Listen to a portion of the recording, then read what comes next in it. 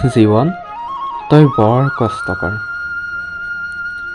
সময়বোৰ যে নাযায় নোপোৱাই, প্ৰতিটো পলেই যেন নিস্তব্ধ নিৰূপায়।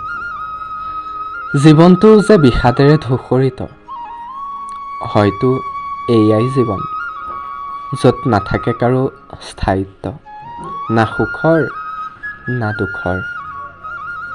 পোৱা নোপোৱাৰ দুমোজাতেই হয়তো জীৱন, য'ত আশা আৰু নিৰাশাবোৰে কক বকাব ধৰে, হয়তো এয়াই জীৱন। বিষাদৰ মাজতো সাঁতুৰি নাদুৰি পাৰ হয় এই জীৱন।